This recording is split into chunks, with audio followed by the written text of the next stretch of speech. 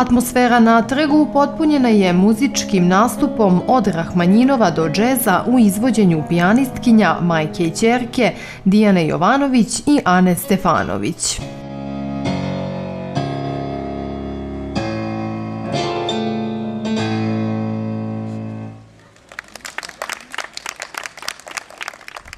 Pa ja dosta uživam, uvek je veliko zadovoljstvo deliti scenu sa mamom, a pogotovo nekako Aranđelovac je toliko topao grad i toliko su prijatni ljudi. Meni se generalno čini da ljudi ovako iz Aranđelovca, iz Pirota, svaki grad ima neku svoju dušu i tradiciju i to je nešto neprocenjivo i prosto je uvek divno videti to.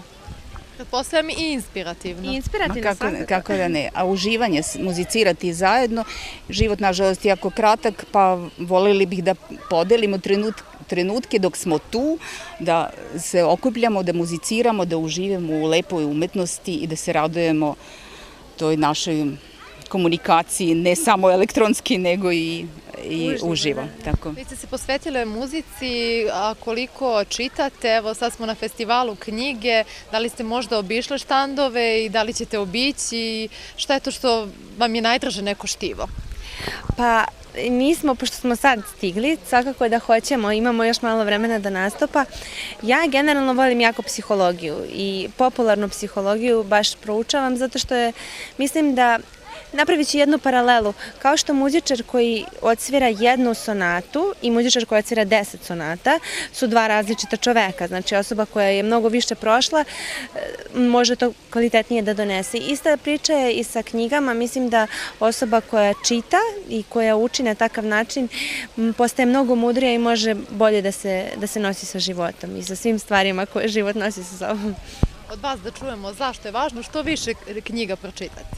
Ja sam pripadnik ipak te neke srednje generacije koja nije bila toliko vezana za kompjuter i tehnologiju i još uvek smatram, a mislim da je i dokazana, brzo se sve razvija, dokazano i sa naučne tačke gledište da je za mozak, za razvoj mozga ipak mnogo više znači komuniciranje sa pravom živom knjigom i ništa neće da ti zameni okretanje strane i udubljavanje u radnju i u dešavanja baš preko knjige i preko imaginacije. Sad dosta ima tih nekih kvintesencija, prepričavanja, to sve nije to. Isto kao miris ruže i prepričavanje o ruži ili slika ruže, to nije to što je taj osjećaj, kao što i dodir, to nije isto kad vidiš nešto na filmu.